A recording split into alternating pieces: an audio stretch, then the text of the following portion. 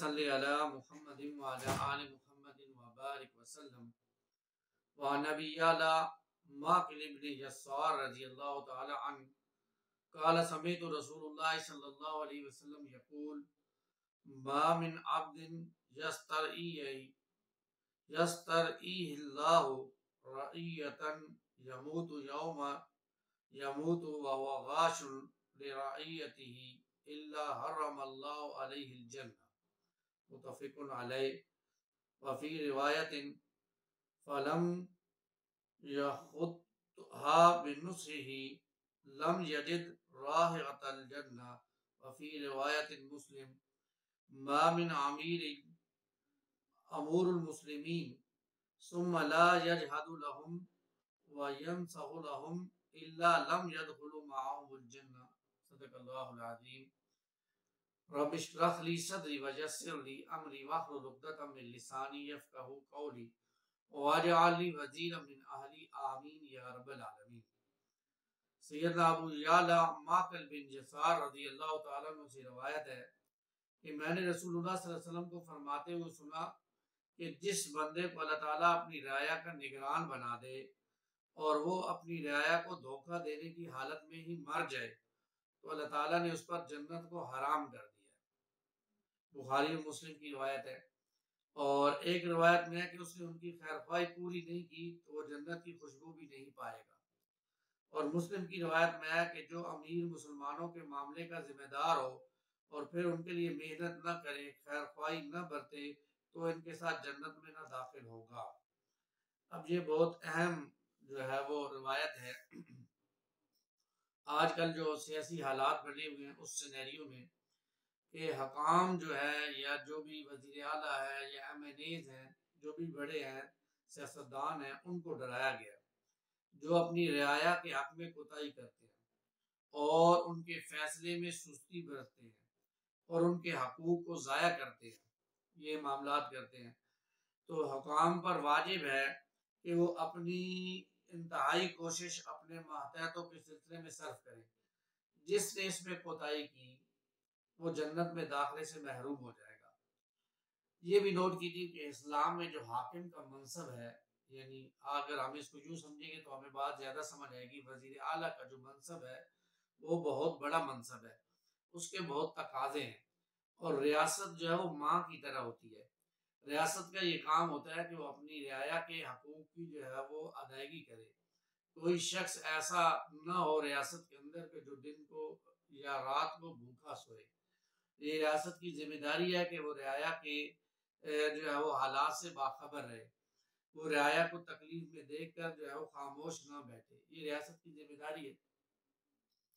अब इसमें जिस शख्स को हाकिम बनाया जाए, अब अगर वो झूठ बोलने वाला हो, धोखा देने वाला हो और लोगों के साथ जो है वो ज्यादती करने वाला हो तो ऐसे शख्स की अल्लाह फरमा रहे हैं अल्लाह ताला ने उसके लिए जन्नत को हराम कर दिया, हराम कर दिया उसके लिए जन्नत को।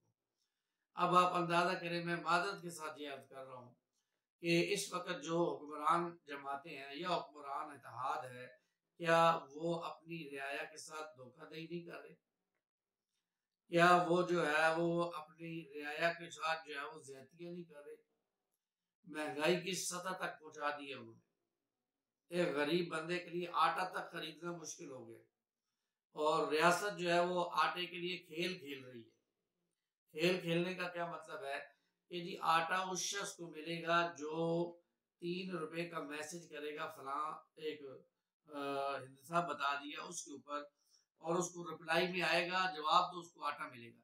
यानी रियासत की जिम्मेदारी सिर्फ वो 6-7 करोड़ गरीब लोग जो सतह से भी नीचे हैं वही है, जो मिडिल क्लास तबका है, जो खुददार लोग हैं, जो हाथ नहीं पिलाते हैं, क्या वो रियासत की जिम्मेदारी नहीं?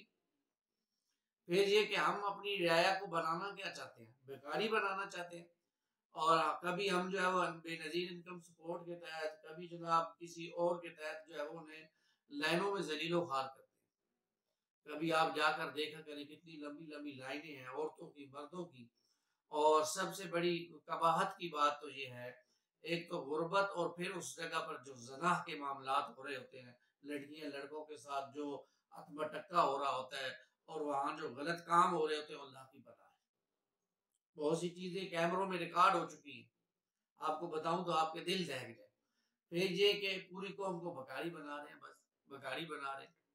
भाई हम कौम को पाँव पे खड़ा करने के लिए क्यों नहीं इकदाम करते? हम गरीबों को सस्ती दामों जो है वो मशीनें क्यों नहीं देते कि वो सिलाई करें और सिलाई करके अपना रोजगार बनाएं? हम कोई और घरेलू इंडस्ट्री क्यों नहीं लगा के देते गरीब लोगों को, ताकि वो उसके जरिए से कारोबार करें? हम उन्हें सारी जिंदगी मांगने के चस्के पे क्यों लगाते हैं?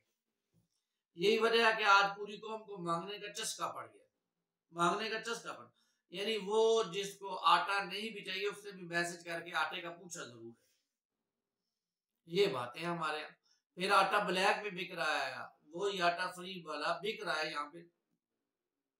इससे पहले जो मिल रहा था आटा वो भी इसी तरह का मामला था। तो रियाया हुकूमत का काम ये नहीं है कि वो रियाया के कुछ हिस्सों को जो है वो दे और कुछ हिस्सों को जो है वो बिल्कुल जो है वो बेइतना ही बरते। फिर क्या अमीर लोग रियाया की जिम्मेदारी नहीं है? क्या जो है वो अमीर लोग रियाया की जिम्मेदारी नहीं है? क्या मिडिल क्लास तबका उनको सहूलत देना रियाया की जिम्मेदारी नहीं है? रियाया की नजर में तो सब बराबर है। हाँ, रियाया का हुकूमत का ये काम है कि वो अमीर लोगों से ज़कात सदकात ले और गरीब लोगों में तकसीम करे। ये पैसों का सर्कल चलता रहेगा तो फिर जो है वो काम सही चलेगा। तो सरमाए जब चंद हाथों में सिमट कर रह जाएगा, चंद लोग जो पूरे पाकिस्तान की दौलत पर काबिज होकर बैठ जाएंगे, तो फिर क्या होगा? फिर गरीब मरेगा ना, फिर वो भूखा मरेगा, फिर उसकी जो है वो उसको इसी तरह जिल्लत का सामना करने पड़ेगा जिस तरह की वो आज कर रहे हैं। तो ये बताया जा रहा है कि जन्नत में दाखिला उनके लिए हराम है क्योंकि वो मुसलमानों के साथ खयानत करते हैं, खोट रखते हैं, मुसलमानों के मामलात में सिंसियर नहीं है, मुसलमानों के साथ उनका मामला ऐसा है कि वो मुसलमानों के हालात से बाखबर नहीं। यही वजह है कि आप देखिए सैयदना उमर रज़ी अल्लाह तआला अन्हु रात को खुद गश्त किया करते थे और देखते थे कि कोई फकीर, कोई गरीब, कोई ऐसा शख्स तो नहीं है जिसकी मैं मदद कर सकूं। और आपको मालूम है कि एक दफा वो गश्त के लिए निकले हैं तो दूर से कहीं आग जलने का आपको पता चला, तो आप वहां पहुंचे हैं। तो झोपड़ी के बाहर खड़े होकर अंदर से आवाजें आ रही थी, तो बच्चे माँ से कुछ चीज मांग रहे थे, तो माँ उनको दिलासे दे रही थी कि मैंने रखा हुआ है, पक रहा है, जब पकता है तो तुम्हें खिला देती हूँ। और जनाब बच्चों को जो है ऐसे ही कहते कहते बच्चे सो गए। तो अब माँ कहती है कि अल्लाह ताला अमीरुल मोमिनीन को पूछेगा, अमीरुल मोमिनीन को पूछेगा कि उसकी रियाया जो है भूखी सो रही है। तो सैयदना उमर रजी अल्लाह तआला की आंखों से आंसू आ गए, कहने लगे भली ये औरतें, तेरी बात अमीरुल मोमिनीन को कैसे पता चलेगी? खैर आपने इजाजत तलब की, आप अंदर दाखिल हुए और पूछा क्या माजरा है? कहने लगी मेरे बच्चे भूखे हैं, मेरे पास खाने के लिए कुछ नहीं है और ये पानी रखा हुआ है, बॉयल कर रही हूँ।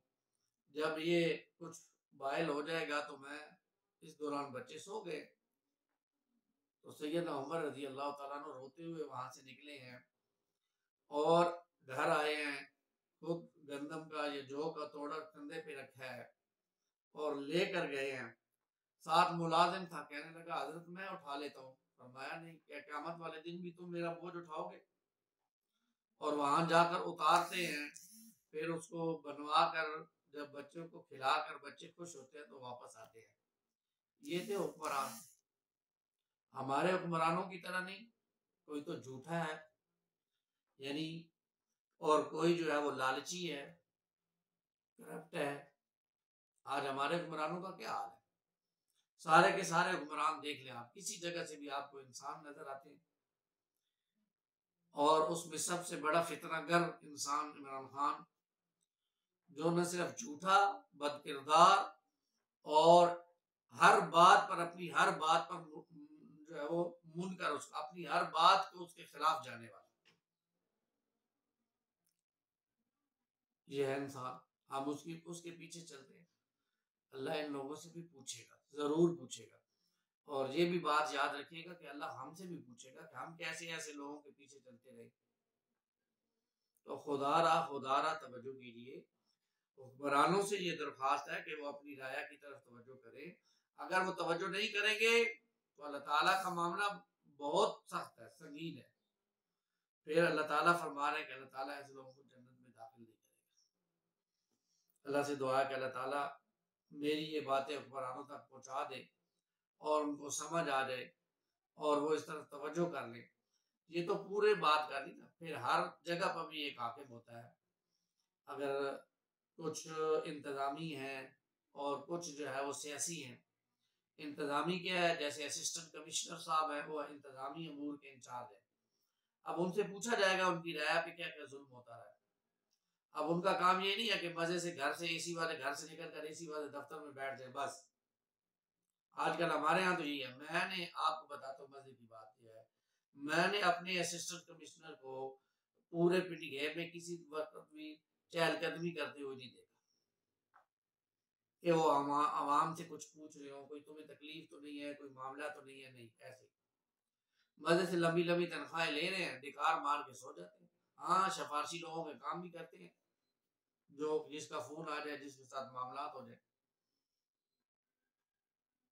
तो ये मामलात चल रहे हैं।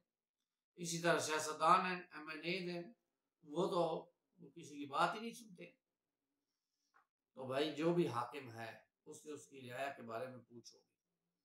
बल्कि एक और रवायत में आता है, खादिम अपने आका के माल का ज़िम्मेदार है, उससे भी पूछा जाएगा। और खामिद अपने घर वालों के बारे में ज़िम्मेदार है, उससे उसके बारे में पूछा जाएगा। तो ये वो बातें हैं जिनको समझने की ज़रूरत है। हुक्मरान बनना बहुत आसान है, लेकिन हुक्मरानी के तकाज़े बहुत मुश्किल है। अल्लाह से दुआ है कि अल्लाह ताला हमें इन बातों की समझ अता फरमाए। आमीन या रब्बल आलमीन।